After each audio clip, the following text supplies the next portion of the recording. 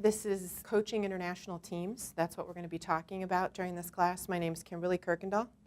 And what we want to accomplish over the time period that we're getting together is to help you either as a management executive with responsibilities internationally or an HR leader who's helping the rest of your team in the US or even international team members to understand how to work across borders and coach improved management ability and behavior across the teams internationally. So that's the broad idea of what we're going to be covering in this class. I want to talk with the group here today about one of the important topics in managing international teams, because a lot of times when you're working with your teammates around the world, you're going to have web conference meetings. And what makes that complicated is that everyone's not in one location. For cultures that have very high context language, it's difficult to be communicating without direct face-to-face interaction. Today our focus of the conversation is going to be on holding international meetings via web conference. When you're in these web conference situations, you're typically not looking for a lecture format. You're typically looking for everyone in the audience to participate in the meeting, to bring either data or information or their perspective or to challenge plans that you at corporate have.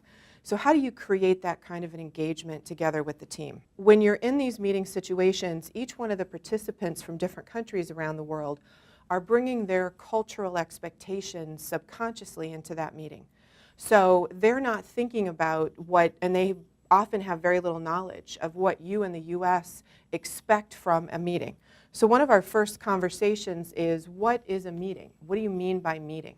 What's the structure of a meeting? Do meetings have structure? Are there formal start and stops? Do you have an agenda with the meeting? How do you are meetings held in a very informal way? Are they held in a formal way? What is the expectation for each participant's behavior? Are they expected to participate on and off in the meeting when they think they have something to say? Is it expected that you're going to call on that participant in the meeting? So these are all different things that are related to our concept as well as the concept in other cultures of what a meeting means. So one of the first important things for you to do is to define what each culture's anticipation towards a meeting experience would be. We're going to take the Asian and the North American cultures and their expectations of how meetings are typically held. If you take the concept of a meeting is a venue to contribute ideas or to challenge existing plans. In Asia and in North America, how true is that statement? North Americans would give you 85% true on that statement. Meetings are for exchanging new ideas, for challenging plans, for contributing what their concepts would be for whatever subject it is you're discussing. If you ask most of the teammates from Asia, they're going to tell you that that's not the purpose of a meeting. That should happen in a smaller group setting, and they're going to have more of a 30 or 20% even comfort level with using meetings as a venue for challenging ideas. Meetings are fluid events where topics come in and out, and it depends on the audience as well as the meeting leader what topics get covered and how those topics are addressed. And again, in most North American cultures, that's a typical expectation of a meeting. You're going to have an agenda, but it's often a loose agenda. And in most Asian cultures, there's going to be discomfort if the meeting doesn't stick to the agenda and people are not tasked with contributing certain parts of how that meeting is going to develop as the time goes on. Meetings are formal, and participants respect each other's roles in that discussion as well as their workplace role, and they respect each other's power kind of level or subordinate, superior level within the organization. In most Asian cultures, you're going to find a higher scale on that. They may be 75, 80% confident that meetings are supposed to be more formal, they're more structured, participants should act in the way that their role, if they're in quality control, they should stick to quality control subjects. If you were to poll Americans on this, they would tell you that no, if you have a good idea, you should throw it on the table, everything's up for discussion. So they would have a much lower confirmation level with that idea. So this is an example of how, as a leader of meetings in a cross-cultural setting, you need to be aware of how each one of the cultural participants in that discussion, what expectations they're bringing to the meetings. So one of the first topics you want to be thinking about when you're pulling together an international team for a web conference offsite meeting is, what are the cultural expectations of the participants? One of the other topics you should be thinking about is the individual calling the meeting needs to be really clear on the purpose of that meeting. A lot of times as American headquarters, when we're calling meetings, our subconscious expectation is that we're going to have a lot of participation in the meeting. But that's not necessarily the purpose of the meeting. The purpose of the meeting might be to inform the participants about a new program that's rolling out. And you may be able to take their questions or their feedback or their perspective after the meeting's over on a more one-to-one basis. So just because it's your typical expectation that there's going to be dialogue and a discussion in a meeting, you need to be clear on whether that's really one of the purposes of the meeting or it's not necessary for this.